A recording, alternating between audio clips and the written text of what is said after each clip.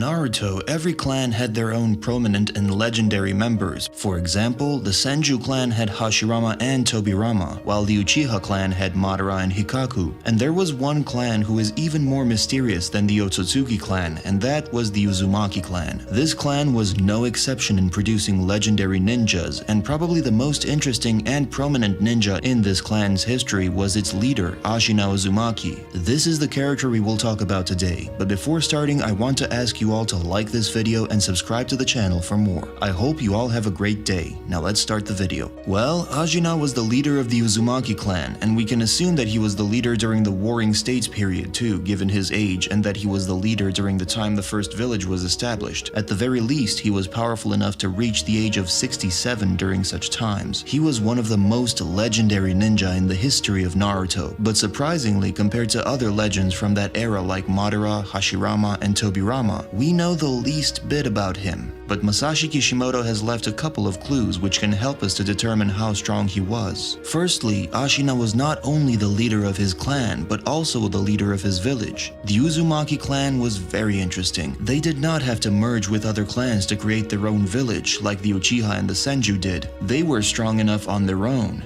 And the leader of this clan was Ashina, who, despite being in his 60s, his people still had faith in him and wanted him to be leader. This says a lot about how strong he really was. Plus, in the 4th Naruto databook, Masashi Kishimoto wrote that he was unrivaled in the handling of Fuinjutsu, which is a really big feat. We know how strong basic Uzumaki clan Fuinjutsu users are. We have seen how strong Minato was, who was just using basic Uzumaki clan abilities that were taught to him by Kushina, and now imagine how strong abilities Ashina had, who was said to be the best among the strongest Sealing clan members. He was arguably the best Fuinjutsu user in the history of Naruto, and was easily on Tailed Beast level, since we know that Shukaku's main power is Sealing, and it seems Ashina's Sealing abilities even exceed the Tailed Beast's power. He can seal virtually any chakra or creature entity. Maybe the reason why he was so feared was that Ashina could unleash captured tailed beasts in the battlefield. He was said to be the forefather of Konoha's sealing jutsus, and who knows, he could be the one who taught Hashirama his clan's hidden techniques, which the first Hokage used to capture every tailed beast. Plus, one ability of Hashirama Senju's, Sage Art Gate of the Great God, looks a lot like the Uzumaki clan's Tori Seal. And who knows, Hashirama's Gate of the Great God technique could be one of the Uzumaki clan's techniques, which was taught to him by Ashina. Now, what kind of abilities could this legendary ninja have? Well, I'm pretty sure he was able to use hidden Uzumaki clan techniques like Hake no Fuin Shiki and Adamantine Sealing Chains. Both of these techniques are Nine Tails level, since Minato and Kushina used them against the Kyuubi and even defeated him. But maybe the strongest technique of Ashina was Shiki Fujin, one of the most overpowered techniques in the history of Naruto, which was developed by the Uzumaki clan to call upon the power of the Shinigami. We all know how strong this technique was, and I think Ashina was able to use it without any problem. Besides that, in Naruto chapter 618 in the Uzumaki temple, we can see 27 masks. I am sure all of them are used to summon otherworldly beings like the Shinigami of Shiki Fujin. We can assume that all of them are as strong, or at least in the same power league of the Shinigami, and I'm sure that Ashina was able to use and summon all of them. I assume Ashina was able to use Shiki Fujin without dying, since he was able to use Shinigami masks that allow the user to control Shinigami, and with that technique in his arsenal, he could snatch the soul of whoever he wanted, which, added to his enormous chakra reserves, makes him able to tank that technique. Just think about how strong Ashina is with it. He could defeat almost everyone in a one-on-one fight. Also, we know that Uzumaki clan members have red hair, even in their old age, as it was seen in Mito Uzumaki's case when she was seen with red hair despite being in her final years. However, the hair of the Uzumaki clan members can be changed after using a technique which requires big chakra reserves, as it was seen in Nagato's case when he used Rinne Rebirth, which caused his hair to be changed from red to white. And we can see the same in the case of Ashina Uzumaki. Despite him being presumably younger than Mito, his hair was white instead of red, which makes me think that at some point he has used a technique which made him lose a lot of chakra. I wonder who he was fighting against that forced him to use such a technique, which was at least on on Nagato's Rinne Rebirth level. I really wish we heard about this battle. Besides Fuinjutsus, we can assume that he was very skilled in Kenjutsu since he was depicted with 2 swords on his back. Also, just like other Uzumakis, he was very strong physically since he is a descendant of Ajurao Sotsuki, who has inherited the Sage of Six Paths' strong body. Because of that, he has a very strong physical body along with an extraordinarily powerful life force, allowing him to remain an active shinobi well into his 60s. In the anime, he was seen to be proficient enough to seal a beast within seconds. I am sure he was Madara and Hashirama's level, and in my opinion, even slightly stronger than them. But there is one problem in that, according to Madara, the only one capable of stopping him was Hashirama, and plus, the entire narrative says that no other ninja of their time was a rival to them. But what if the reason why Ashina is so forgotten and erased from history was the result of fearing the Uzumaki clan?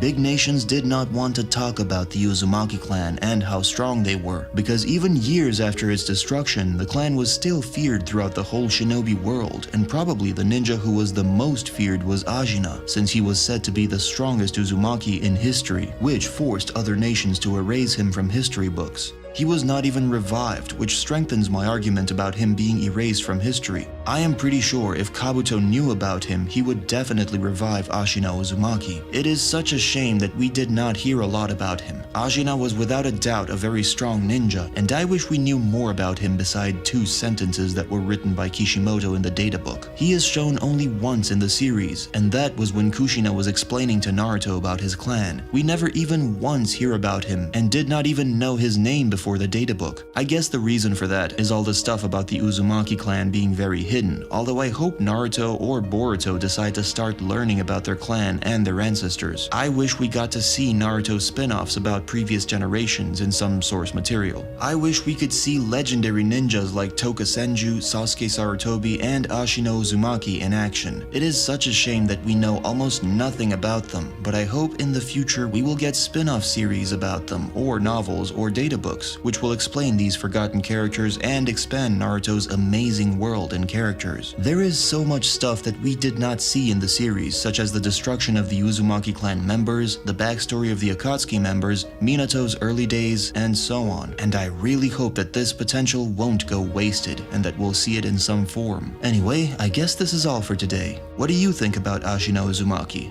How strong was he? Let me know in the comments, like this video, and subscribe to this channel for more. Astrojack out. Bye.